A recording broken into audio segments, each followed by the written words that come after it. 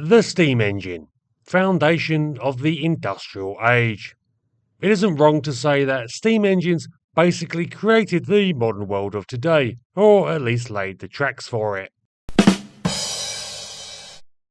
But seriously, the steam engine provided the power source for so much of the industrial age that even with the perfection of the internal combustion engine, steam refused to go away and found itself used for a surprisingly long time.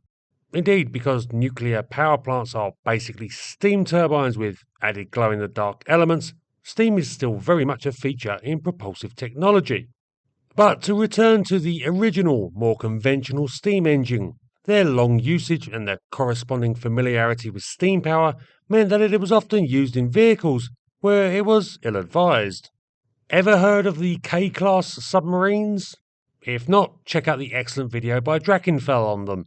But the long and the short of it is that even submarines at various times had attempts to sandwich steam engines into them, with all the horrors that entailed.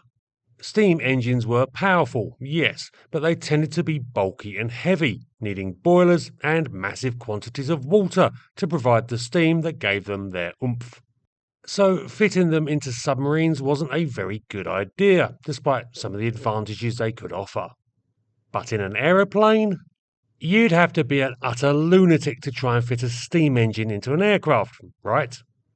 Meet the Besler steam plane. In fact, there were a number of attempts to use steam power for aircraft propulsion over the years, going all the way back to 1842. Indeed, in 1874, the Du Temple monoplane, powered by a steam engine, made a short hop with a pilot, though this isn't really considered the first true flight because the aircraft got a run up down a slope to get airborne and basically carried on going downhill. So as far as I'm aware, the Besler is the first and possibly only steam-powered aircraft that was capable of proper independent flight. Though to be fair, the builders had some significant advantages over their predecessors, primarily in that aircraft were an everyday item by the time they were working on the issue.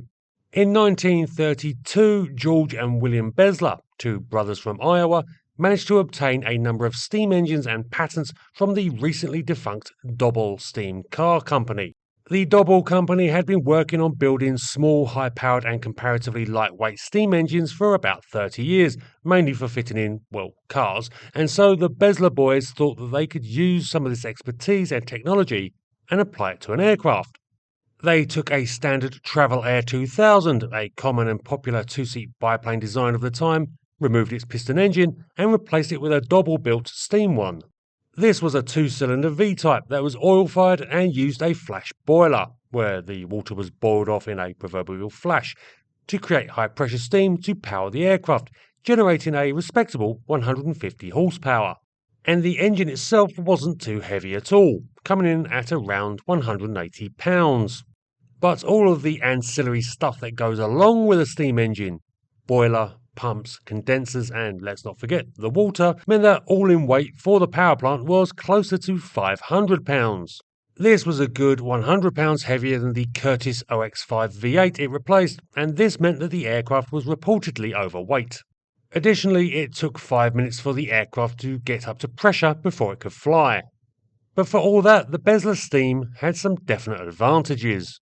First taken to the skies on the 12th of April 1933, the aircraft was reported to be amazingly quiet.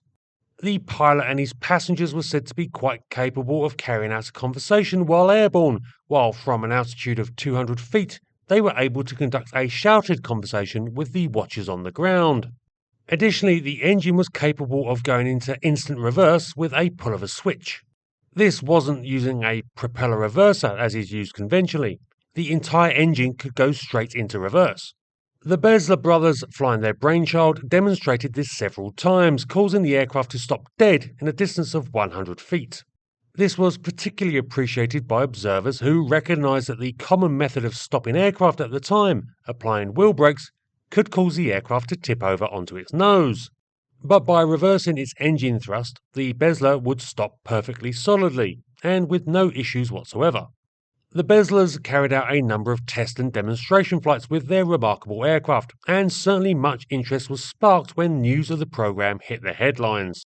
Aeronautic engineers wondered if perhaps steam offered the prospect of pushing aircraft up to higher altitudes than then possible, something the newfangled aero superchargers that were being developed were promising to do for internal combustion engines, but which the steam engine might be able to do naturally. However, despite the hype, the Besler and steam-powered aircraft generally fell by the wayside. Now, I may be wrong with this, as steam engines really aren't my thing, but as I understand it, in terms of the Besler, one key problem was that the engine on it would condense out the water it used for steam, but doesn't seem to have been able to reuse it, limiting flight time to around 15 minutes. The Besler brothers made noise about engineering a solution, but that never seems to have come to pass, and so their rather remarkable aircraft faded into history. However, though the plane has gone, a copy of the engine still survives at the National Air and Space Museum in Washington, D.C.